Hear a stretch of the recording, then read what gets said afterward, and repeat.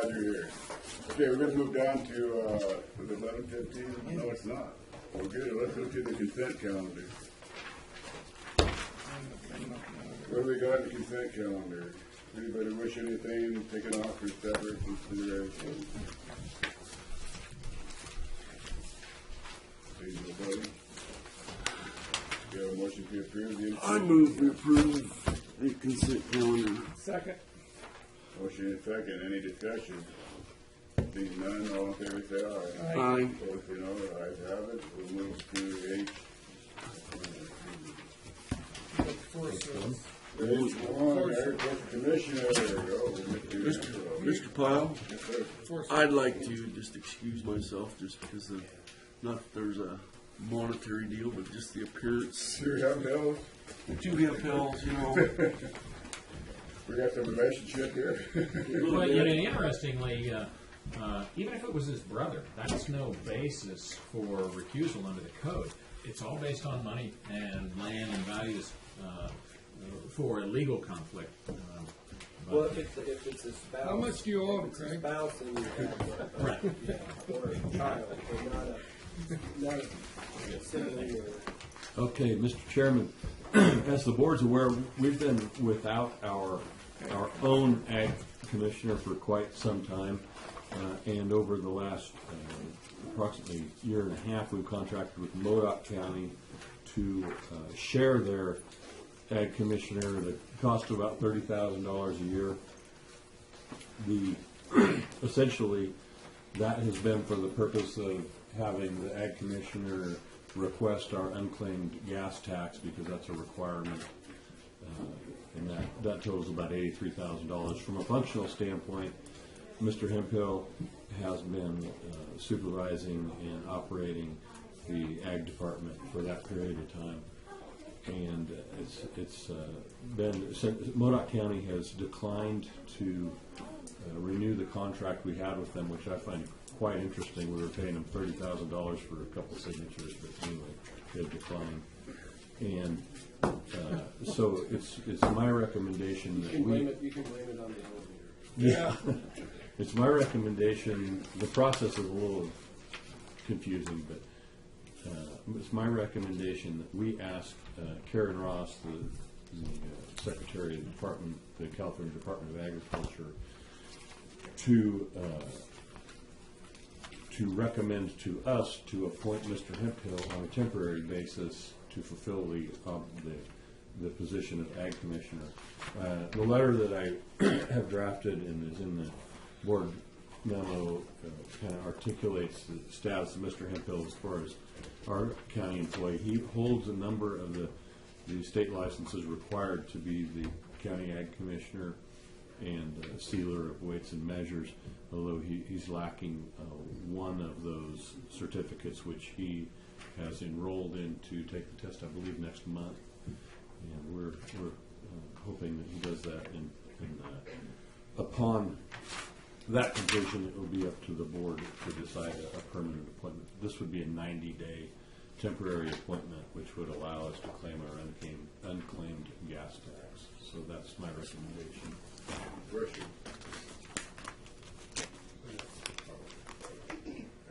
Greg, is this last test, is that going to put you qualified to be the ag commissioner? Yes. And you're confident you're going to pass it, right? Thinking November 17th Excellent. Good luck. in Red Bluff. I know it's a long, hard, arduous process. I know you've been working on it for a long time. There are 38 million Californians. How many ag? 150 roughly. 150. That is the pool of applicants we have for the 58 licenses that have to be held to sign for this money. Mm-hmm. So to put it in perspective, when you get that, you'll be in a very elite group. Correct. So on November 18th will be 151. Well, they take a little bit longer than that to get it back to the results, but yeah. Okay, any more questions? I would move approval of sending the letter to the Chair Ross. Second. Motion is second. Any more discussion? Seeing none, all in favor say aye. Aye. Opposed say no. Ayes have it. H2. This was placed on the regular agenda Thank you, Greg. See you, Craig.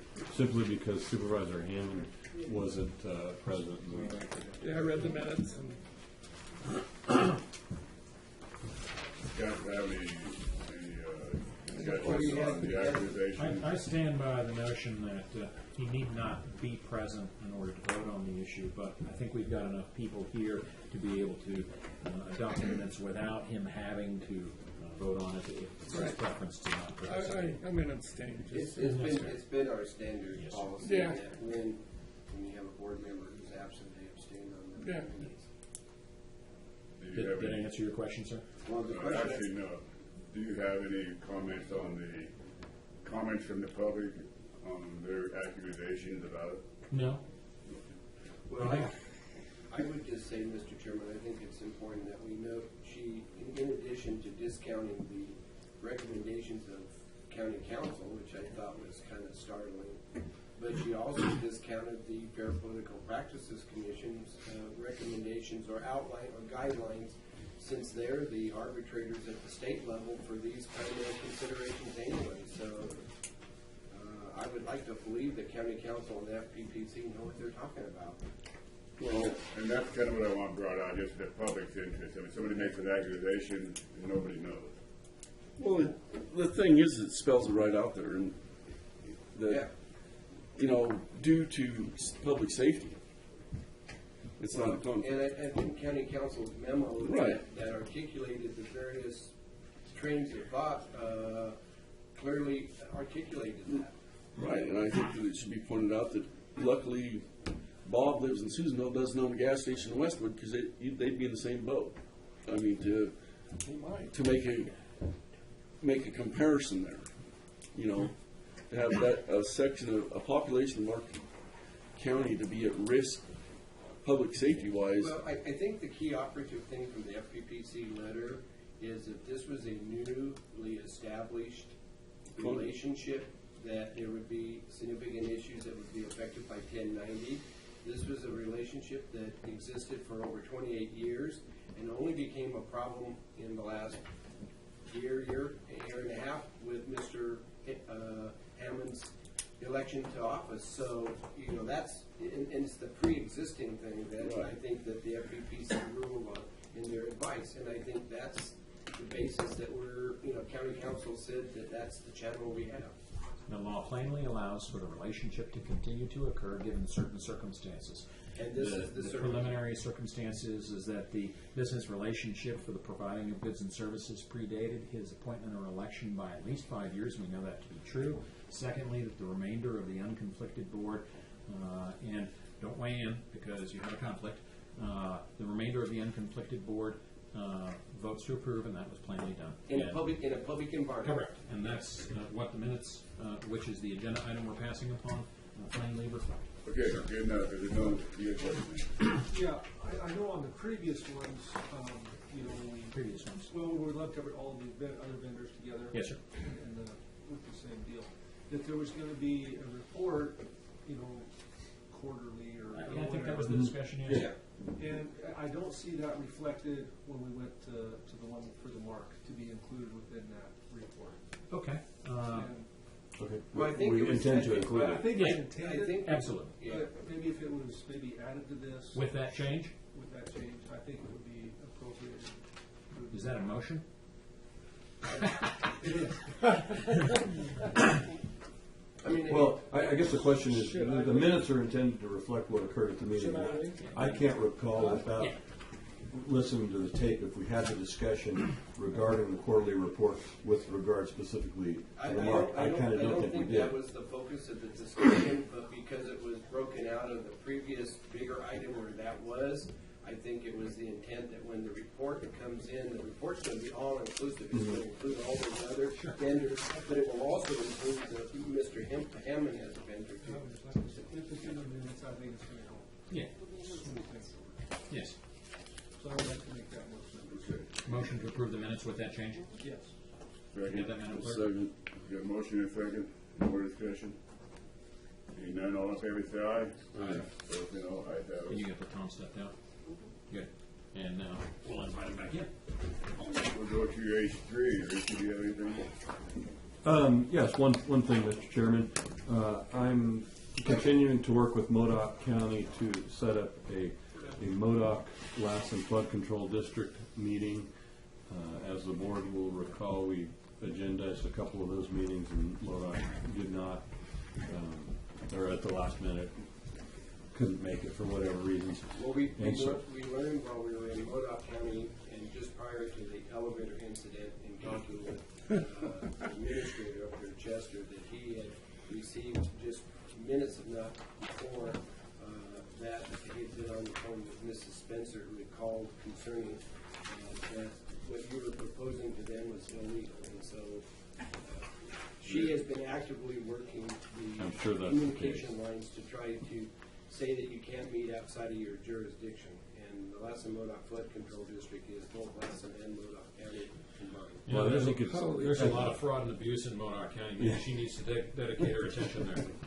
I think, Secret meetings. Chester would not be very happy if you would suggest it to Mr. Burns.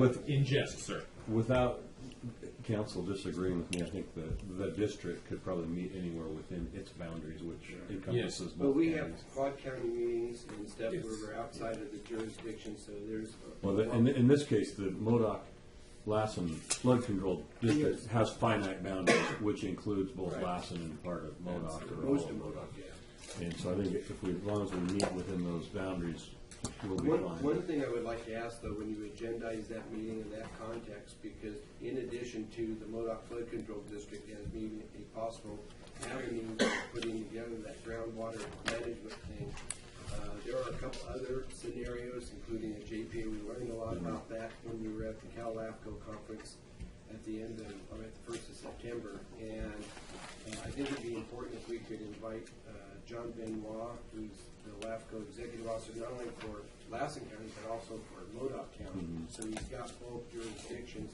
that we incorporate in that discussion the other alternatives beyond just using Lassen Modoc Flood Control District as the preferred choice, because there are some significant questions as to whether or not that maybe would be the best avenue, and I think we should look at all those other avenues. There's two other avenues that were identified at a statewide level that the counties that were participating presented at that conference. I'm hoping to get a meeting scheduled sometime in November. Don't know if that will be in Lassen or Modoc yet. And the other thing is I attended the CAO's meeting in Monterey last week. A lot of good information, a lot of discussion about what's going to happen with marijuana legalization next year, which you discussed a little bit later.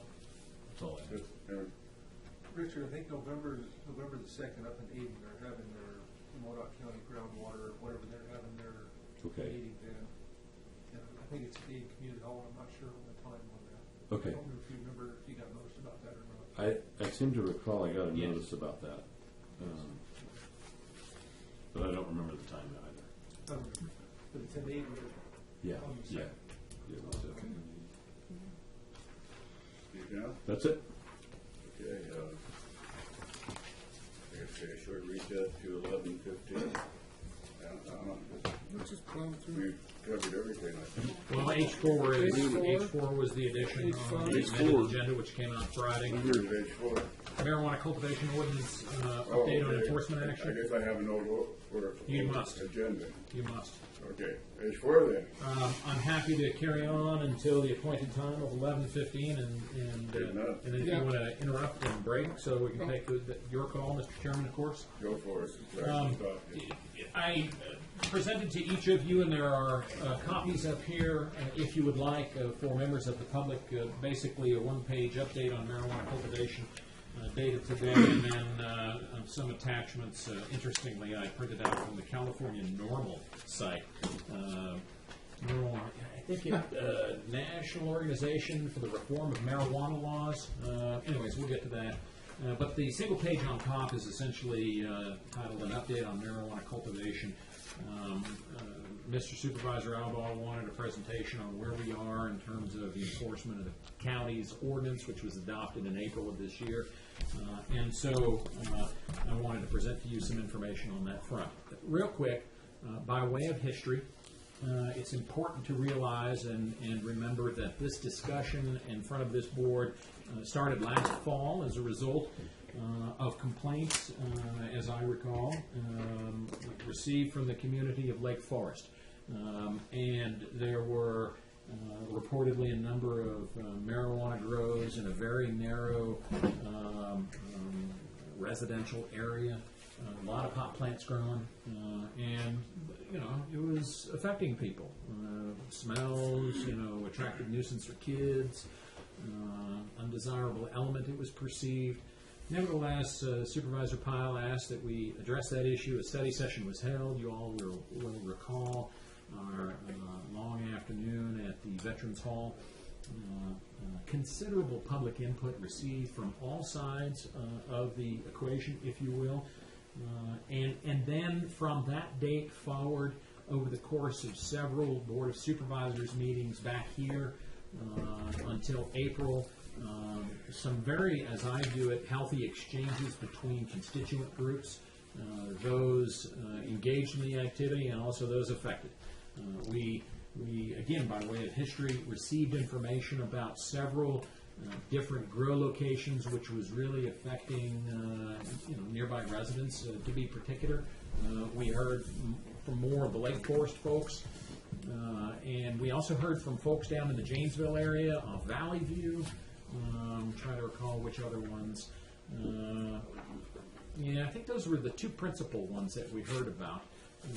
Nevertheless, in April we adopted as an urgency ordinance, ordinance number 2015-001, if I have my number correct. And I think basically that's a piece of work I'm proud of. I think it struck a balanced approach between the use, the cultivation of marijuana by those that are inclined to do so, whether patients or caregivers, and the impact it has on those that have it being grown near them. And of course, that was based on parcel size. It was the tiered approach that we're all familiar with. And so since then, the question I think has been presented: what enforcement efforts? Where are we now? I will tell you that our initial approach was intended to be educational. Certainly, we published a full-page, not full-page, but mostly full-page copy of the ordinance itself in the Lassen County Times. Maybe ordinarily we would print a summary of the ordinance, but we published the whole thing because it was voluminous, but people needed to know what it was. And so we set about the process of trying to educate constituents by publishing the whole thing. Likewise, we had copies of the ordinance generated and personally served by the code enforcement officers and some others upon those cultivation sites that were identified in the deliberative process when we were creating the ordinance. We had it served on the folks at Valley View that had been cultivating marijuana. We had it served on the folks in Lake Forest, and there were several of them that were cultivating marijuana. And by and large, I think the result has been favorable. Valley View shut down. They did not grow this year and indicated that they weren't going to be. The folks in Lake Forest essentially picked up and moved. They didn't sell their properties, as I understand it, but their cultivation operations have, at least their outdoor cultivation operations, have moved to another location, we think. So the target of perhaps removing some of this activity from, I guess, what could be characterized as our bedroom communities was effective, in my view. And so it's not been perfect by any stretch, but it's been effective. So, but in addition to serving the ordinance or copies of it on individuals that were cultivating, we also went out to the Sheriff's Department. We've had good cooperation from the Sheriff's Department. Thank you, Sheriff, and the deputies in the field who are interested in this topic. And so they've had contact with growers as well to advise them of what the ordinance contains. and on certain occasions to provide copies of it for educational purpose. We want people to comply rather than to have to take an enforcement effort. We'd really rather secure their cooperation voluntarily. So, but there were some that didn't, even after the educational process. And in the, I want to say September, I'm not recalling the date as we sit here, we did serve notices of abatement under the ordinance on approximately 12 parcels. And their residents, if they were there, we weren't totally successful. Some of these parcels, people weren't there. We had 3 hearings as a result of those 12 notices that were served. I'll tell you that the other 9 were self-abated. The people came into compliance on their own. On the 3 hearings that we did have in front of the abatement hearing officer, Mr. Howe, we were successful. We came to a favorable conclusion, if you will, and so I guess for purposes of this discussion, I wanted to highlight what did we learn through this process. There were several conclusions that came out of this year's, and albeit late started, enforcement effort. I'll have to cop to that. I got a later start than I had hoped to. But many folks were ignorant of the existence of the ordinance, or at least they claimed to be. I can't tell. Folks who we had contact with that were cultivating stated that they wanted to comply with the ordinance. They just were glad to now know that it existed, or at least they were reporting to us that they wanted to comply with it. There were, and this is interesting because it has to do with the time frame of the adoption of the ordinance. The ordinance was adopted in April, and there were a number of people, most particularly, I think it's Supervisor Hammond's district up off Termo Grasshopper Road. That's your district, isn't it? Yes. That had bought land, and maybe even off Moore Road in the Ravendale area. There were a number of people that from other locations in California and outside the state bought land in Lassen County to come to Lassen County to grow marijuana, because it was, I don't know how it got advertised this way. We think across some internet blog sites dedicated to the cultivation of marijuana, but Lassen County, and there were other counties as well, that got identified as perhaps a more permissive environment because there was no ordinance in place at the time the blogosphere lit up on the issue. And we think that happened before the April adoption of the ordinance. So there were a number of sites that were bought by folks that came in from distant locations just to grow pot. And so, interestingly, there were some similar names.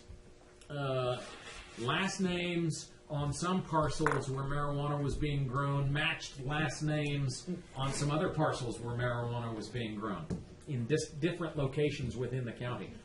That wasn't by any stretch, universal, but there were more than a couple incidents of that which led me to the conclusion some of these folks are connected somehow, and I'm not entirely sure.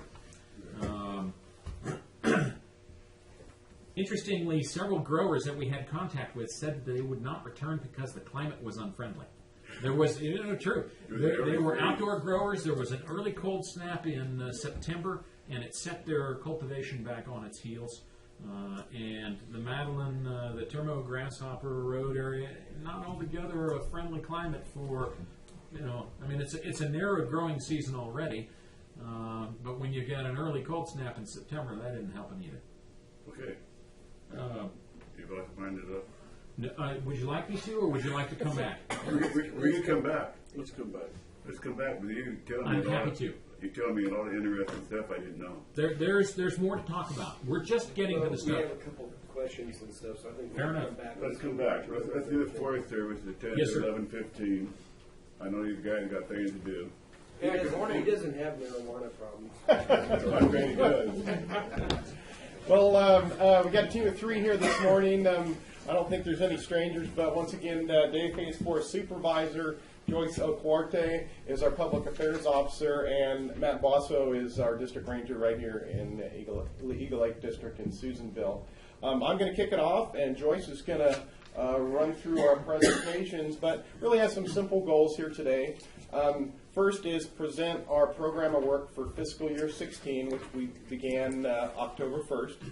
Second is to just show how that program of work aligns with our regional and national priorities.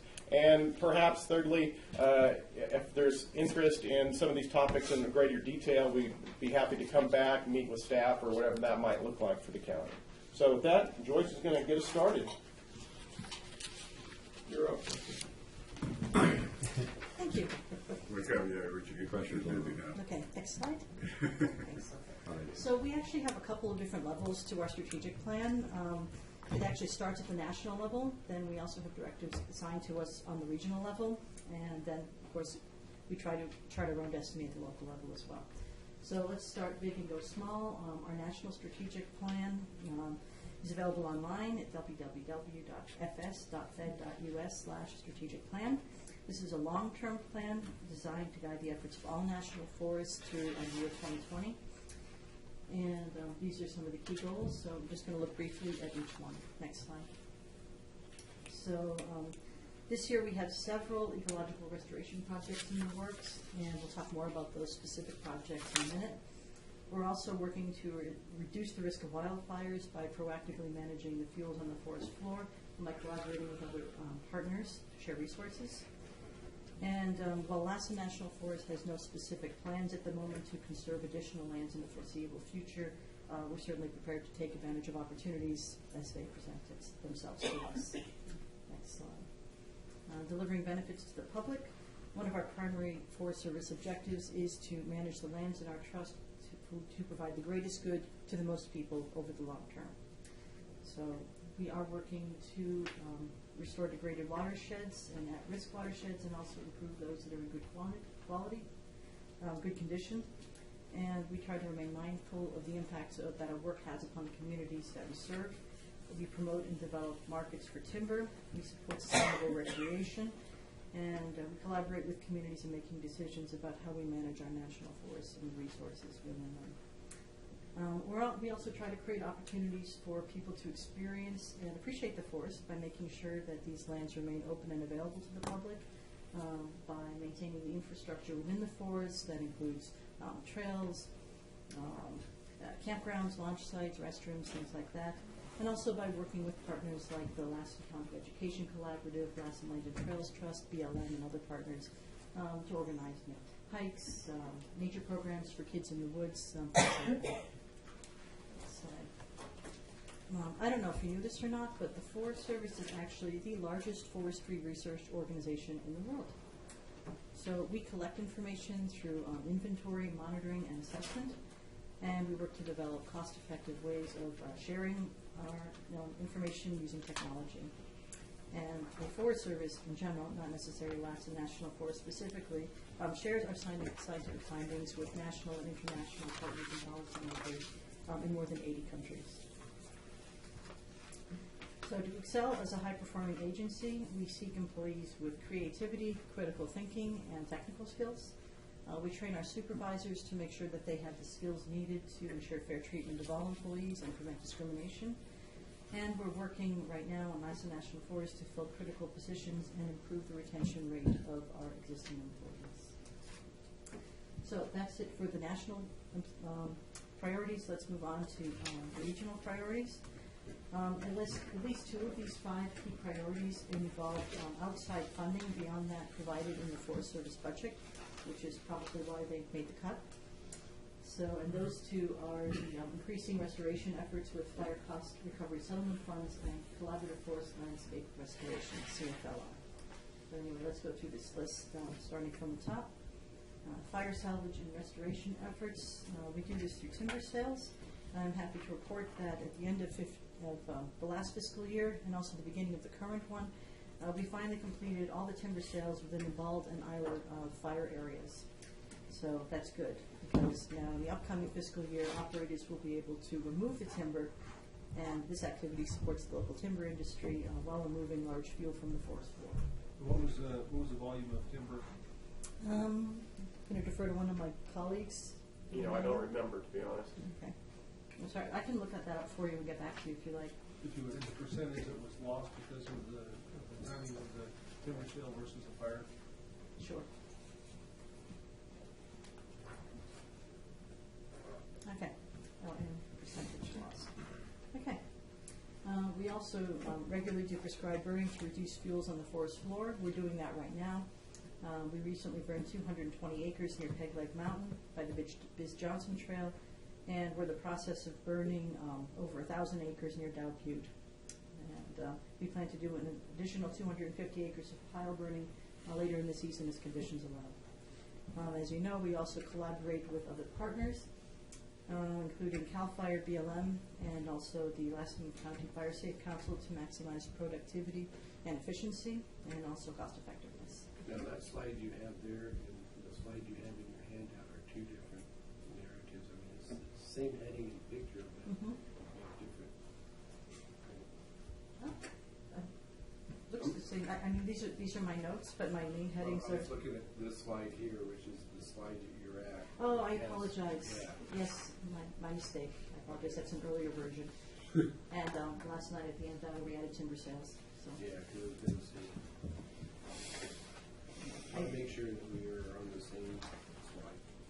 I apologize for the No problem. confusion. Okay, so our next regional priority involves increasing restoration efforts with fire cost recovery settlement funds. So this is actually like restitution money that's paid to the forest as a result of negligent actions that start wildfires. So Lassen National Forest received $42 million in settlement funds from Union Pacific Railroad to pay for damages from the Story Fire that took place in the year 2000. Okay, and that was in the Alamo Ranger District, mostly in Plumas County. Okay, so that also involved Plumas National Forest as well. So I'm actually just going to whip through these in the interest of time, since they really don't concern Lassen County that much. You have the list that's written. So these are a number of restoration projects. I did want to call them to your attention, just so you know that we're not sitting on our hands. We actually have a lot of work to do in this fiscal year that we're required to do for this particular project involving the Story Fire. Yeah. And it is resource intensive. Yeah, and given that, and just as a question, you realize it doesn't deal with us directly here in Lassen County, but the staff that the forest has that's working in that area is now tied up Exactly. dealing with that, which basically makes it harder for the other areas of the forest in the counties that aren't tied to that are impacted basically because you don't get extra staff to do that. You have to use your existing staff. Is That's that correct, sir. Okay. And that was a key point that I wanted to make. Yeah. So, And I think that kind of stresses the rest of us out because we see things that are equally important. Not that that's not important, and obviously it needs to be done. right. You know, is that it's too bad that the force at the regional level doesn't have some, you might say, staff augmentation that they can temporarily assign to the forest that could handle, like say, these kind of anomalies, so that regular business doesn't get Bogged down. stuffed out. So there are actually 4 components to this Story Fire restoration effort. The first is just doing the NEPA planning. So we have all these projects here within the Alamo Ranger District, again, mostly Plumas County, that involve NEPA. Next slide. There is also the implementation aspects. These are projects that the NEPA's already been done, so they're working on implementation. Most of these are trail related, for the most part footpaths, but the last one involving the middle one involving the High Lakes Trail maintenance also involves motorized recreational vehicles. And also awarding contracts for projects that are ready for implementation. So these are several projects happening on the Plumas. Within Plumas County. And then additional projects going on in the Alamo District. Again, we have timber sales, we have mastication within contracts. Just know that these things are happening, even if they don't relate directly to Lassen County. So, our next slide concerns forest plan revision. That's another priority that's hit down from the regional level. Although this is not something that receives outside funding, it is nevertheless a project that will go on for the next 2 to 3 years.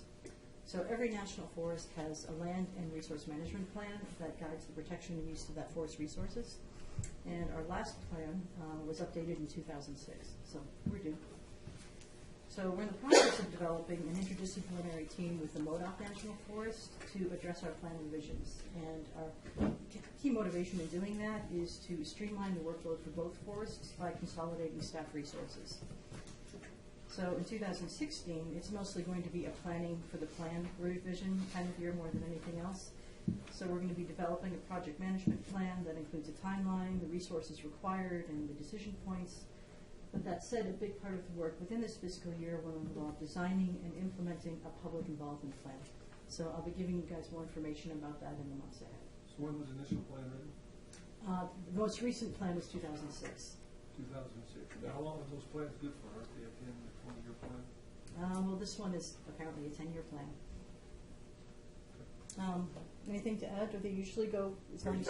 Well, it's been amended a number of times. The Sierra Nevada framework amended our forest plan. The Northwest Forest Plan amended our forest plan. So this will bring them all together into kind of one comprehensive, cohesive, up-to-date document.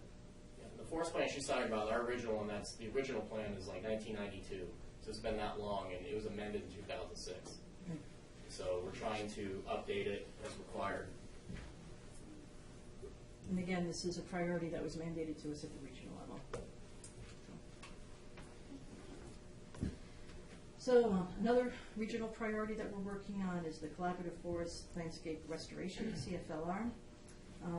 For this, the federal government actually awards funding to cover up to 50% of the cost of conducting ecological restoration treatments on national forest system lands. So we have several CFLR projects in the pipeline for 2016, most within, actually all within the Hat Creek District, which includes Shasta County as well as Lassen County. So we have the Plum Project, which involves restoring approximately 15,000 acres. That's northeast of Old Station. That's a landscape scale project. Also the Winnington Project, which involves the restoration of 3,000 acres of Baker Cypress. That's west of Hat Creek. And the Four Corners Project, which involves reducing hazardous fuels on about 3,000 acres north of Johnson Park and south of the Pitt River. Okay. And I believe the last of our regional priorities is the landscape scale restoration work that is outside CFLR. So in Lassen County, we need to complete the environmental analysis for the Pine Creek grazing allotments at North Eagle Lake, Champs Plat, and the Lower Pine Creek. We have to do this by the end of 2016. So the Western, just to give you some background, the Western Watersheds Project filed a complaint in 2008 to prevent several forests in Region 5, including the Lassen, from authorizing continued grazing without a thorough analysis of the impacts of grazing upon the land's water, soil, and other natural resources. So as a result of that decision, the court required the Forest Service to reevaluate the above allotments with a more in-depth process to determine when, where, and how grazing is appropriate. So we've completed the field work and the surveys, and next we need to focus on the public review portion of that process, and then write the final version of the environmental assessment. So also we are still working on clearing damage from the February 2015 wind throw event. So we've completed phase 1, which involved clearing up the roadways. The upcoming fiscal year will focus on completing the NEPA requirements for phase 2, including field surveys, public involvement, specialist reports, the environmental assessment, and the final decision. Okay, so that wraps it up for projects that we're required to complete to address regional priorities. We also have projects of local interest. As you know, we've been asked by local and regional stakeholders to expand access for off-highway vehicles within Lassen National Forest on our roads. Currently, only maintenance level 2 roads and segments of maintenance level 3 roads are open for OHV usage. The roads not currently open for OHVs can be reviewed for safety issues and maybe those decisions revisited. So our plans are to hire a qualified engineer to conduct a road analysis in February, and we're hopeful that this analysis will lead to greater access, greater access for off-highway vehicles. We also have a very robust snow vehicle program in place. In fact, Lassen National Forest has the largest system of snowmobile trails in the Pacific Southwest region. and our proposal is to maintain that current system. But we are working with our regional office and other stakeholders to conduct a NEPA analysis of our on-ground snow vehicle program to address the impacts of motorized and non-motorized winter travel on those roads. So we expect to have a draft environmental impact statement early next year, at which point we will solicit public input. And our goal is to have the final environmental impact statement by the end of next year. So also in Lassen National Forest, we're finalizing a permit to allow the Lassen College Foundation to operate the Eagle Lake Marina and campgrounds. And we also have the Dire Mountain Lookout. We've decided to retain this property and its historic lookout, which is no longer in active use. And in this fiscal year, we'll evaluate the lookout for historic eligibility and develop a special use permit to allow Plumas County to locate necessary emergency radio equipment at that site. And the site may or may not be used as a lookout in the future. It is right on the border of Lassen and Plumas counties. So. And that about wraps it up. So we just wanted to make you aware of what we were doing and eager to give you the opportunity to ask any questions of this. I've got several, but I'll let Jeff go. We've expressed a lot of concern about the Diamond Mountains, and you never mentioned it once. I apologize. We're working with the Fire Safe Council to develop a grant for the Sierra Partnership grants to actually do fuel reduction treatments in the Diamond Mountain area. So I'm very sorry about that. For some reason, I thought you were already aware of this. But let me take this opportunity to make you aware. Yeah, the two things I wanted to kind of touch base on, and I appreciate the presentation, and I appreciate the effort and the leadership that Dave and you and the team have brought to the forefront. In some areas, it's a lot different than what we've had in the past, and it's kind of hard when you got dealing with new people and trying to get everybody on the same page, I guess, doing the same things. But I tell you, you've done a good job, and I think you've got a good team to start with. I'm going to go to your last slide if you want to back up to that, if you can. Projects of local interest, and I kind of appreciate the narrative from the federal level to the regional level to that, and this is probably kind of a reset thing, which I think is appropriate.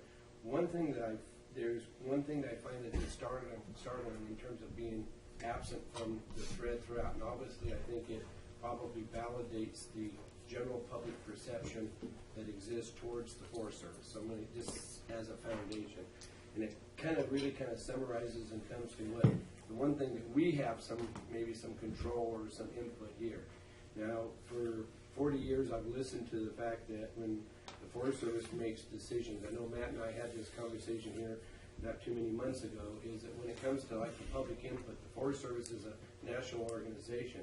And what we're told oftentimes is that a person who's in North Carolina has the same, might say equal status for giving input in terms of what a project in Lassen County is as a person in Lassen County. In other words, there isn't any sort of local preference. It has to be looked upon in a more global fashion. And we get that. I would appreciate the person in North Carolina who's given input would take time to come to Lassen County and find out what really is happening in Lassen County so that the input would have some validity and some meaning. And that's the problem with this model. And that's usually the excuse used to push away any sort of local input. But we as a board representing the people here in this area, have an obligation to continue to press for those things that are important to us. And I at least appreciate the open opportunity to have the dialogue. We've had a variety of administrators over the years, some more successful than others, in terms of developing kind of like a local accommodation. So I think that's where we are today, and I think that's what we need to try to at least have that dialogue going. And so this slide is probably the most important one, because this is the slide that impacts us the most directly and is of most importance to us, where it may not be as important to the person in North Carolina, even though they seem to have more sway than we do. And I think that's a fair criticism. OSV program, and you talk about the snow vehicles, and that we have the largest system in, I guess, the Southwest region. Mm-hmm. And I learned that, what that meant about a year ago when I attended the county's conference in Orange County, and there was a breakout session, and we had a supervisor, I believe he was from Amador County, that is all over this issue. And he kind of outlined there is apparently about 6 or 7 areas that within the forest system that is being maintained that he was of the opinion was being threatened for curtailment. The Tahoe area there in El Dorado County was one that was of particular animation to him because it was real close to where his constituents were at. But the one thing that I thought was really interesting, we had, according to his presentation, and I brought it back, and I think we had that discussion with the board maybe a year ago in December, that there was like 900 and some miles that are involved in the system here on the Lassen National Forest, and it really overshadowed all the other. I think there was maybe, it was less than 5,000 miles region-wide. I want to say it was somewhere between 3,000 and 4,000 miles was the total universe, and basically a third of it was here on the Lassen National Forest. And that's huge from the perspective of recreation, attracting people to come and recreate, having access to the public lands and so forth. And the concern that was raised was that we were not going to be able to maintain keeping that open. And I believe I asked that question to Dave at some point after we got back from that conference, and I think what was shared with me was the fact that we're going to do everything we can to keep it open. There are a couple of little problematic areas that, you know, from a management point of view, it probably makes sense to modify, but for the most part, we're going to have the viability of keeping that 900 plus miles available for that recreation use. So is that still the position of the forest? I just, as a reaffirmation, because when I attend the next conference, and that discussion come up, it'd be nice to say, hey, we just heard it from the horse's mouth, and they're working to do that.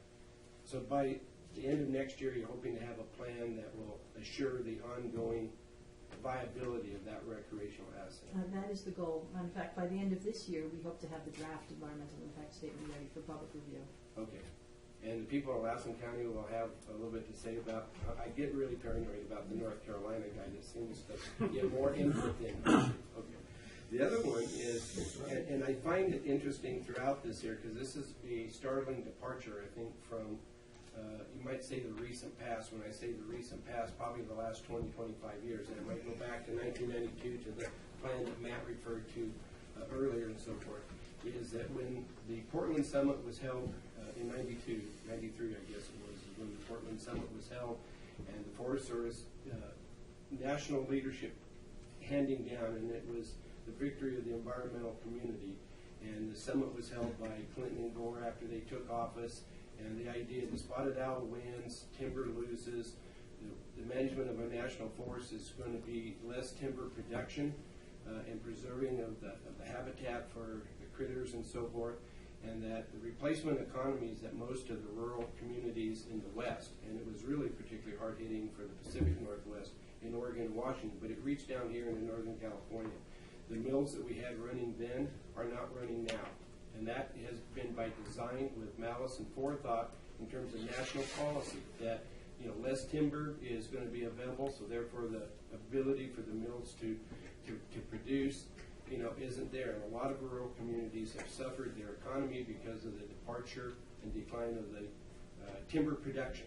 Okay? And that's the reality. And it was something that was decided at that level, was articulated at that conference, and has basically, we have a 25-year history. And I think we look around here, Lassen County does not have any operating mills that I'm aware of. And that's the end result of that policy. Wasn't made by you, wasn't made by the Forest Service. It was made in Washington, by the powers that be, and they won the election and they won the war. And we basically have the battle.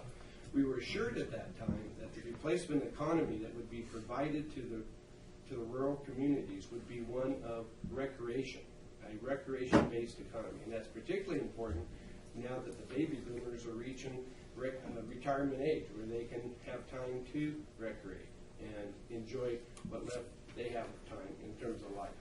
So for the next 25 years, we saw developing this mantra of recreation being this replacement economy, and the Forest Service, in terms of managing the land base. I'm glad to know you guys are the largest one in the world when it comes to studying timber and so forth, because that's always been my view of what the Forest Service should be about.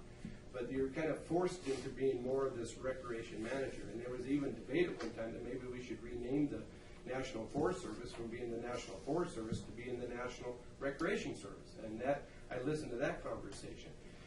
I don't see any fingerprints on your slide presentation at the federal, regional, or at the local level for recreation is the dominant factor. And I know in an op-ed piece I had in the paper a few months ago, I made reference to the fact that, you know, recreation was like what's happened here. And even on your website for the Lassen National Forest, recreation was touted as being one of the premier dominant factors. And all of us, I said, if you're not going to be recreation managers, then maybe you should like change your website.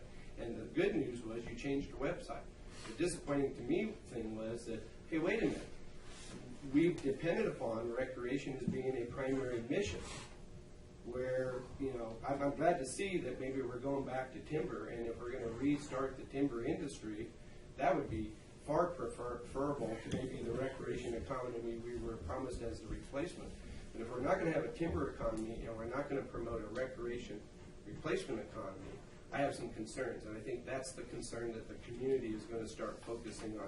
So on this slide, I think there should be some, you've got snowmobiles, you've got the OHV, you know, that's Sylvia's group dealing with the rock group in terms of their Share the Green Trail, and you've got, you know, the Eagle Lake Campground and Marina. Of course, Eagle Lake is more Eagle Flats right now, but hopefully the water will come back someday. It sure did down in Death Valley. I don't know if you've seen that video, but oh my gosh, they're not a desert, they're a lake. But, you know, in Dyer Mountain, that's great, the Dyer Mountain Lookout, you know, maybe that might be something that we can promote people to come and check out. But I'm really concerned that the Fredonia Trail System is not on that list. Now, that was something that was defined. We had an agreement with the former forest supervisor. That was a project that was supposed to be studied and analyzed last year. We were supposed to be into production. It was laid out by county staff, the Stan Bales, the recreation planner. The partnership that exists with BLM was supposed to include the Forest Service, and everybody was on board. We learned from Matt earlier this year that none of that work was done, in part because all that staff that maybe would have been doing that work was busy doing everything that's on that slide, where you talk about all those projects, you know, when you're dealing with the fires and the rehabilitation. So therefore, you know, the Fredonia Trail System was probably, Mr. Chairman, I think, a victim of the fact that the staff had to be reallocated. Because when Matt came in, he's new to the job, and he went around and asked everybody where they stood on this thing here, and nobody had done a thing, and it was not a priority. And so what we need to know is recreation, is it going to be a factor for the Lassen National Forest in its planning?